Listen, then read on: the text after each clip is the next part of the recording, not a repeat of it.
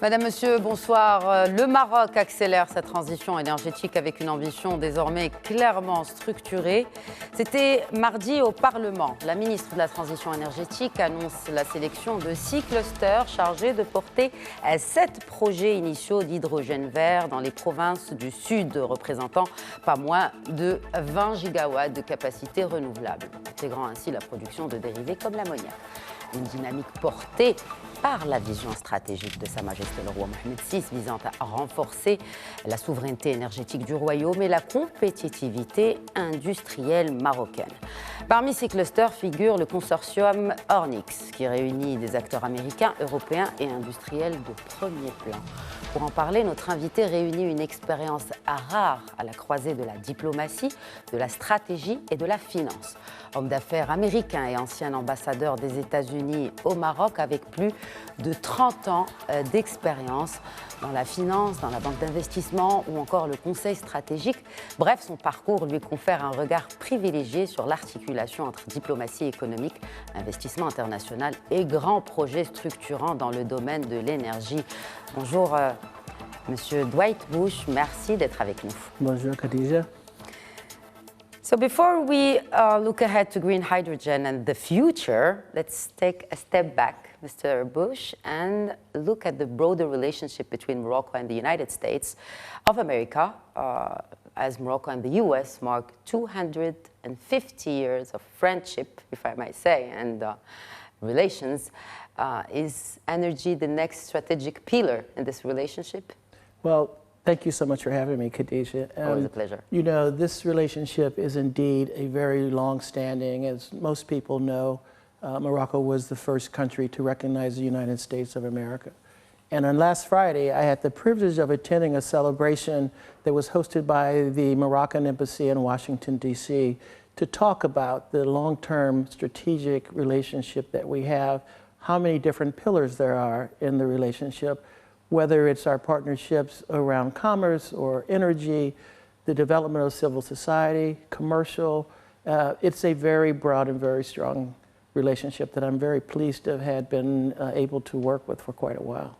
For quite a while you were a diplomat here in Morocco, an ambassador serving here in Morocco and after. But there's a question about the relationship between Morocco and the U.S. since 2020, since the U.S. recognition of Morocco's sovereignty over the Sahara. Mm-hmm. Have you seen a tangible shift in the business climate and the willingness of investors to, or their appetite in the southern provinces of Morocco? Yeah, well, first of all, I am so pleased to have had the President of the United States to make the announcement and recognize the sovereignty of Morocco over the Sahara. It's something that I was very much an advocate of when I was here as ambassador, and it's something that I think to be very important in our relationship. I think what it's done is to serve as a catalyst for an increased interest in commercial development in Morocco broadly, and also specifically in the Sahara. The project that I'm working on with Orynx is a huge commitment. The first stage of this project will be over $1.5 billion US, which is really significant to support green hydrogen. It's my view that given the strategic relationship, given that we are working so closely on the issue with the Sahara, that there are other commercial interests that are lined up to think about doing business in Morocco that may not have been done, frankly, if we hadn't made the commitment to the region as well as our broader strategic commitment to Morocco. His Majesty the King said the vision for green hydrogen on his throne speech in July 2023. Can Morocco now deliver green hydrogen at scale, Mr. Dwight Bush? Well, let's step back a little bit further. And my time coming here in 2014, when His Majesty had a vision for Morocco being the emerging economy that was most committed to renewable energy, the development of solar business, of wind business, the commitment that led to Morocco being the host of COP22, all speaks to, I think, a very well-developed strategy and orientation towards renewable energy. And His Majesty needs to be applauded as a country of this size, making those types of commitments? The answer to your question specifically is yes. Morocco is very well positioned to be a major producer and exporter of green hydrogen. The South, the Sahara, presents opportunity to use both wind and solar to create the power that's used to make the chemical reaction, if you will, that results in green hydrogen.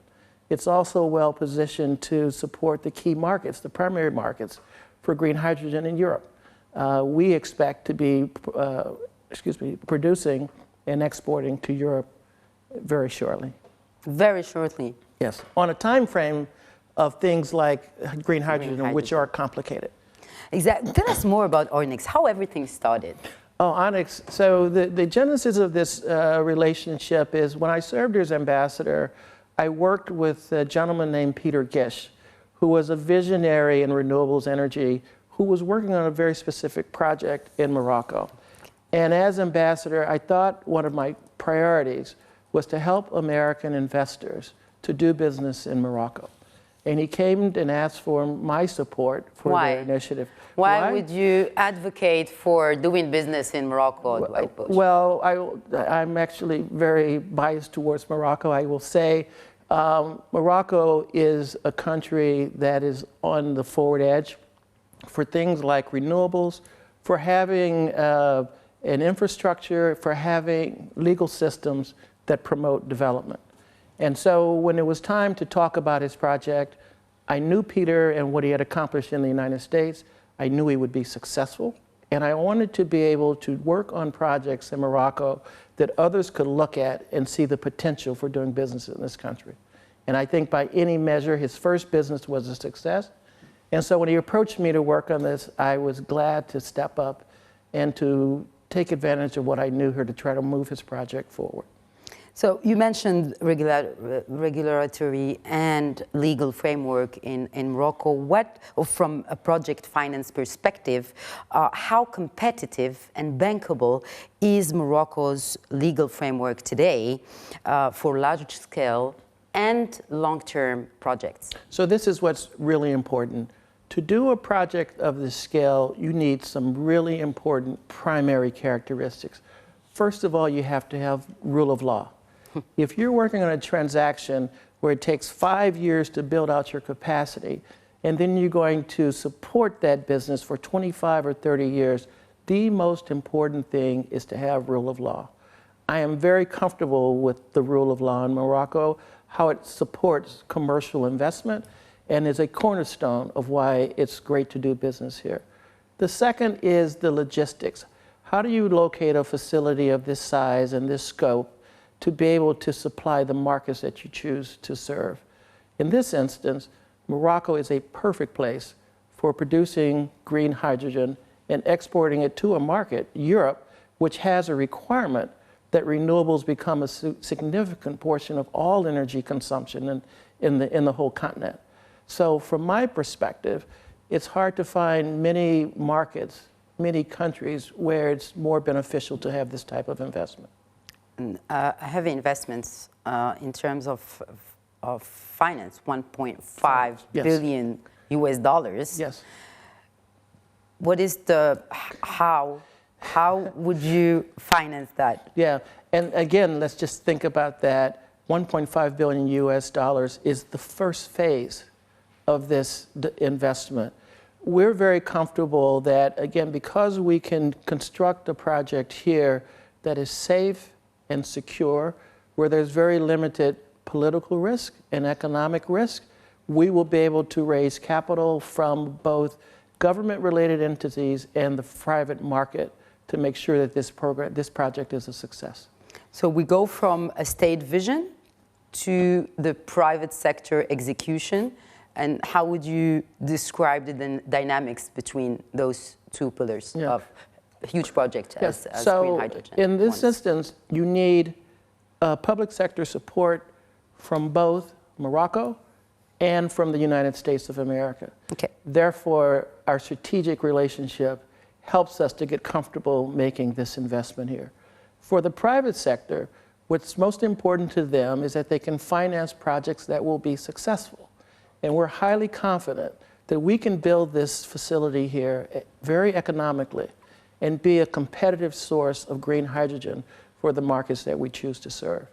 That sort of construct with both public sector support and private sector support will lead to a successful transaction. Successful transaction, what metrics will ultimately define the success for this project? Right.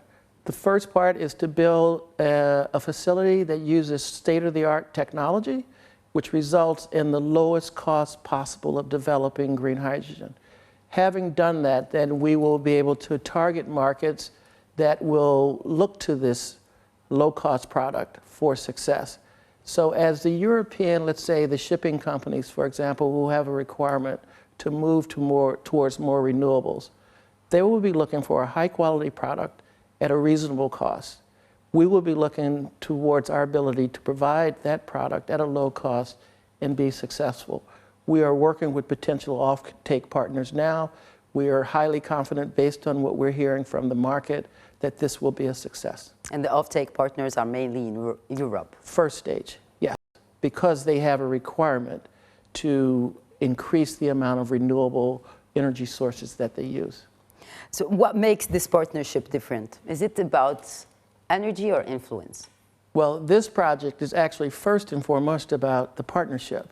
So the consortium in Orynx includes American investors, Spanish investors, and some third-party investors. And over time, you will see that we will bring investors in who represent the industry more broadly.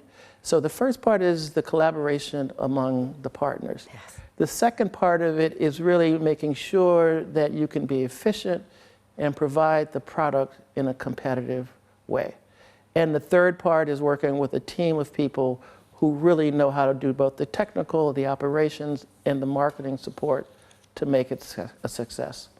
So it's interesting because this week was held the ministerial meeting on critical minerals in Washington, D.C., where the U.S. Department of State, at the headquarters of the U.S. Department of State, and State Secretary Marco Rubio explained that, I quote, Morocco has a key role to play both because of the deposits it possesses and because of the kingdom's willingness to invest in processing, as well as its cooperative approach in agreeing to take part in this global initiative, end of quote.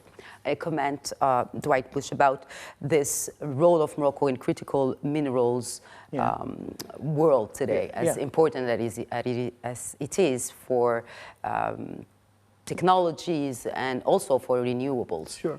Well, I'm not familiar with that specific meeting that was held, but frankly, I'm not surprised because rare earths and other minerals are critical for the success of some of the most important developing industries in the world, whether it's data centers, whether it's artificial intelligence, whether it's these iPhones that we have in our pocket, they all require these different types of minerals. So Morocco, to the extent that it has them, is a great potential strategic partner because if they are indeed expansive as they say, we know that we have a willing partner. We know that we have in Morocco a government and a palace that understands the capacity of this country and understands the importance of developing commercial mechanisms for success, whether it's the Orynx transaction that I'm working on right now or working on these mineral projects. What I see and what I'm comfortable with is that the partnership between the United States and Morocco will lead to U.S. companies trying to understand the commercial viability of those products and working with the Moroccan government to make sure that they can be developed.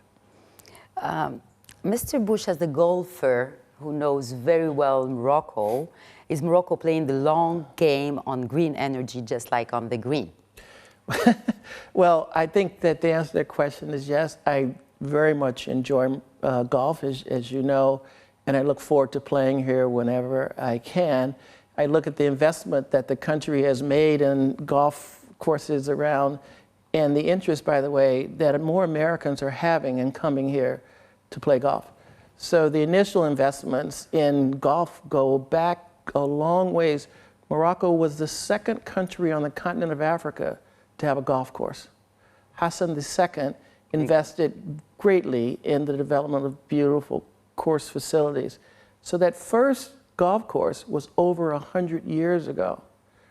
The first developments, the first investments in green hydro are being made right now. So I would expect that if I'm alive 100 years from now, inshallah, I could come here, I would still see golf courses, and I would see this burgeoning green hydrogen industry as well. So 250 anniversary of U.S.-Morocco relationship, and for the next 250 years, in one word, how this relationship would be from your perspective, Dwight Bush? I think I have to start with one of my favorite Arabic terms, inshallah, that we know that 250 years from now, we can look back at the investments that are being made today and be proud of those investments and see them creating jobs and opportunities in the country from not just the north, but through the Sahara. I think that the potential of this relationship is burgeoning, and that it's going to be a huge success. Thank you so much, Dwight Bush, for this exclusive interview for Media One TV. It's always such a pleasure to host you here. Thank you. Shukran. Barakallahu fik. Shukran lik. Thank you. Thank you.